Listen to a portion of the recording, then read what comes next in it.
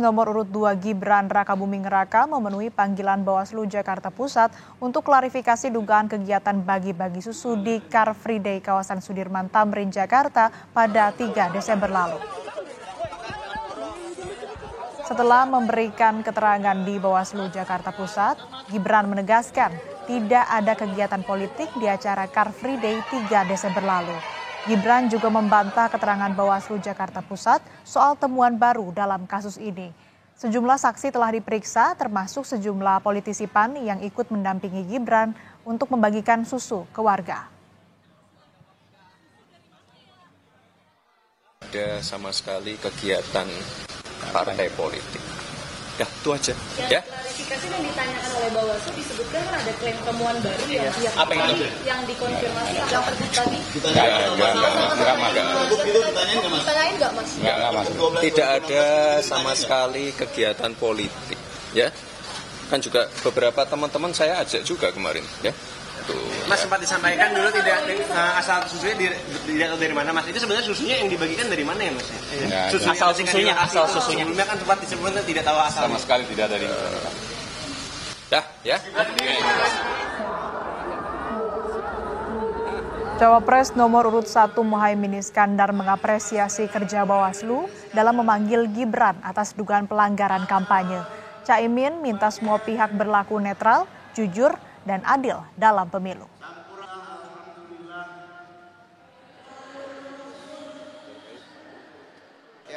Ya, kita senang kalau Bawaslu dan semua aparat, baik itu pengawas pemilu, penegakan hukum, semua aparat hukum, semua bersifat objektif, netral, jujur, adil. Karena itu syarat mutlak keberhasilan pemilu. Kalau pemilu tidak jurdil, tidak jujur dan adil, itu sama dengan menyimpan bom waktu bergenerasi. Bawaslu Kabupaten Garut akan memanggil 13 anggota Satpol PP Kabupaten Garut yang terekam mendukung Gibran Rakabuming Raka hingga videonya tersebar luas di media sosial. Ketua Bawaslu Kabupaten Garut Ahmad Nurul Syahid memastikan ke-13 orang itu akan dipanggil untuk dimintai keterangan soal video anggota Satpol PP dukung salah satu paslon Pilpres. Bawaslu juga akan mengklarifikasi soal penggunaan seragam Satpol PP dan tempat pembuatan video. Karena informasi awal itu harus ditelusuri dan mencari informasi tambahan. Hasil planonya ya melakukan penelusuran, kemudian nanti ada langkah-langkah selanjutnya, misalkan akan ada pemanggilan dari orang-orang yang ada di video itu. Membuat video itu menggunakan seragam lengkap Satpol PP, dan bisa dipastikan ada kemungkinan juga tempatnya pun di ruangan atau di kantor. Pemimpin muda di masa depan. Mas Gibran Rakabuming Raka. Video berdurasi 20 detik ini memperlihatkan 13 anggota Satpol PP yang menyerukan dukungan kepada Cawapres nomor urut 2 Gibran Rakabuming Raka. Sebagian dari mereka bahkan membawa poster bergambar wajah Gibran. Dukungan terang-terangan anggota Satpol PP terhadap Gibran ini menuai pro dan kontra. Menko Polhukam Mahfud MD menegaskan tindakan tersebut melanggar kode etik dan aturan. Mahfud bahkan mencurigai ada pihak tertentu yang mendorong terjadinya video ini. Seharusnya itu tidak boleh, ya. Seharusnya itu tidak boleh. Itu pelanggaran kode etik dan pelanggaran aturan sebenarnya.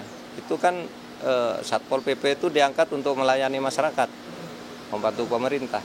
Kalau lalu mihak-mihak gitu tuh sudah melanggar, dan sekelas Satpol PP itu saya kira tidak seberani itu kalau tidak ada yang mendorong. Nah, tinggal siapa yang mendorong itu, apakah orang luar atau orang dalam. Nah, nanti kita lihat. Tapi itu tidak boleh dilakukan, itu norak. Berbeda dengan Mahfud, Kepala Staf Presiden Muldoko justru seakan memaklumi tindakan tersebut. Muldoko beranggapan tidak ada kode etik yang dilanggar karena Banpol PP bukan aparatur sipil negara atau ASN, sehingga memiliki hak untuk menyampaikan aspirasi mereka. Memang agak saya sendiri secara pribadi cukup prihatin dengan kondisi Satpol PP ya, karena pernah menyampaikan kepada saat saya di suatu tempat ya, pada saat saya ngasih ceramah, apakah itu di Semarang ya, nggak salah. Mereka menghadap ke saya, Satpol PP itu menyampaikan, Pak, status kami itu seperti apa? Kami ini belum terakomodasi di pendekatan ASN enggak, P3K juga enggak, posisi kami belum jelas. Nah, bisa saja mereka menyampaikan kepada salah satu calon presiden.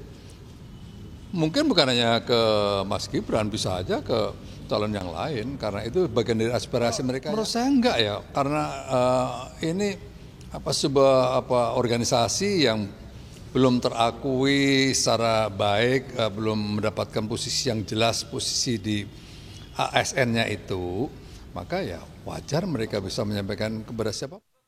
Di tengah perdebatan pantas tidaknya anggota Satpol PP, Bupati Garut Rudi Gunawan menyatakan permohonan maaf atas video yang menimbulkan keramaian di tengah publik. Bupati menegaskan sudah memberikan sanksi tegas kepada pelaku dan berjanji untuk melakukan pembinaan. Saya mohon maaf atas kejadian itu, dan itu sudah diberikan sanksi. Sanksinya ada yang 3 bulan, dia tidak boleh bekerja, tidak mendapatkan gaji, yang paling rendah adalah 1 bulan. Semuanya sudah diberikan sanksi. Paling berat sanksinya apa, Pak? Paling berat sanksinya dia didemosi ya, dan dilakukan tidak pembayaran gaji selama 3 bulan. Ke-13 anggota Satpol PP yang ada di dalam video ini pun tengah diperiksa Bawaslu terkait dugaan pelanggaran karena mereka menggunakan seragam Satpol PP dan merekam video di kantor Satpol PP. Tim Liputan Kompas TV.